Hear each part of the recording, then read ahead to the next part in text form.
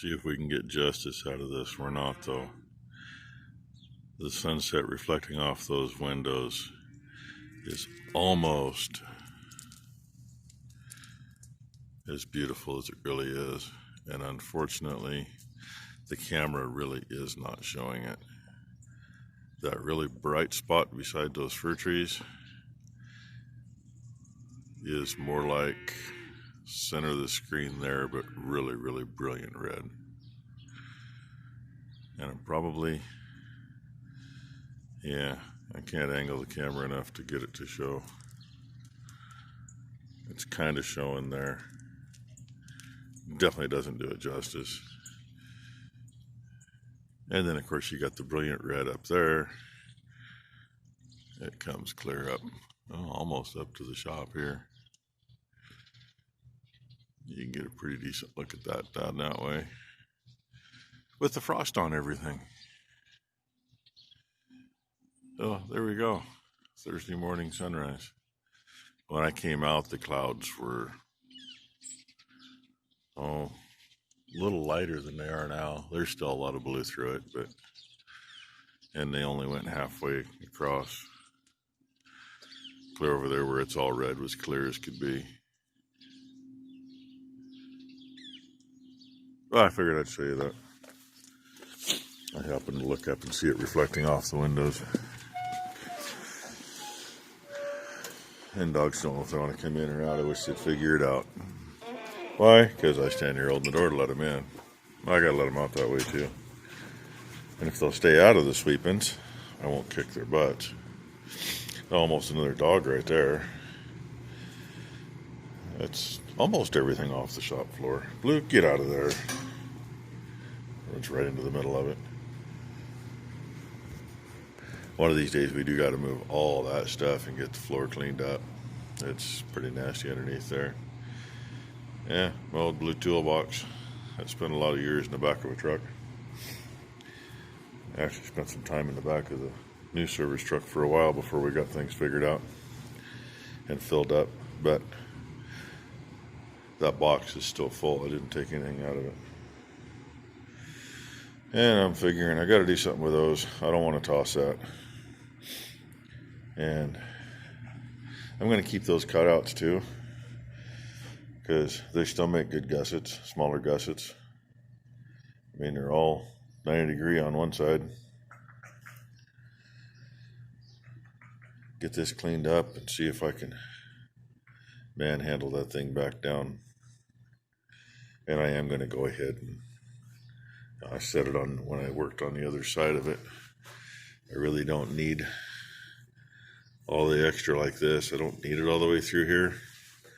But it's like, some of it I was a little thin with, and going onto a bigger piece of metal, it should have got good penetration, but how good did it get? And it just doesn't hurt. It's a little more time, but I don't need to do any of that down there again.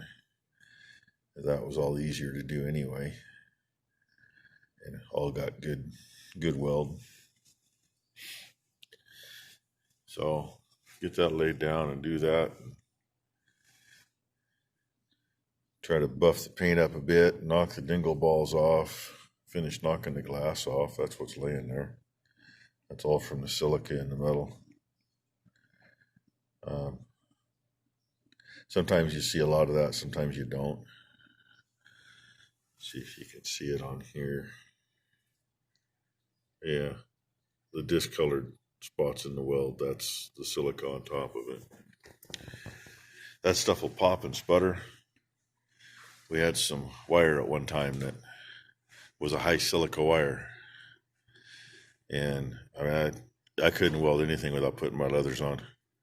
It sent 1/8 inch diameter dingle balls into the air every which direction, and all you'd see in the helmet was just like fireworks. And it's too much. So, but this, I know that's not in the wire because the wire we use doesn't do that much. I mean, I get a little of that once in a while, but there's a lot on here, so it's in the metal. I don't know which piece it's in, or if it's in all of it. There's some in everything. It's just a matter of how much they put in when they made whatever they made. It seems like most of it's along the shaft that, yeah. So it's probably a high silica content on the shaft. Probably because it's a little stronger than most metals. It's whatever they had to put in it to make things work. I mean, there's a little here and there. I expected around the rim. You can see some down there right on the hump. But there's not a lot there. And really none down on the flat where I'm to that flat plate. And God, that's half a video already, so enjoy the clean shop floor while you can. Okay, done welding. And my phone dings just for y'all. I think that looks a little better rather than just those two little spots there at the end. Even signed her, so I even know who did it when. Boom, there we go. Used to sign, well, actually, I've always signed every wheel we ever done. And years ago, I had a couple people bring some wheels. Oh, God, you screwed up. It broke, blah, blah, blah, blah, blah. And I'm looking at them and going, those don't look like wheels I did. I could have been wrong. Didn't look like wheels I did. Used to be, I don't know if they're still there now, used to be an outfit in Portland called Willamette Wheel. And they made a lot of the wider wheels for guys for spray rigs years ago. And usually they get the center in the wrong place. We redid, I don't know how many of those damn things. Probably 6 or 7 sets of them we redid. So, once in a while one of those would show up and they'd say, I did it. And I go, no, I didn't. And so the guy showed up with a couple and says, they're screwed up. You need to fix them. Well, we stand behind our work, so if it's a screw up, it's either on us or we do it for a greatly reduced amount. And guy expected me to do it for free. Got in an argument with him. He offered to punch me in the face, and I said, dude, that's the last thing you want to do. I said, I'll fix them for you. I told him how much an hour, and I told him how long I thought it would take to fix it. And I said, but you didn't get these from us. We didn't do these for you. So he called me a liar, told me we did, and I happened to have a set that was here. People hadn't picked up yet. And I said, come here and take a look. I said, look, see what that says? I said, the only ones that have ever left this shop that weren't signed were ones we did back when we did it all with the old buzz box and stick. And we did them different back then. And I said, this isn't the style we did back then. This is the style we did after we started using the wire feed.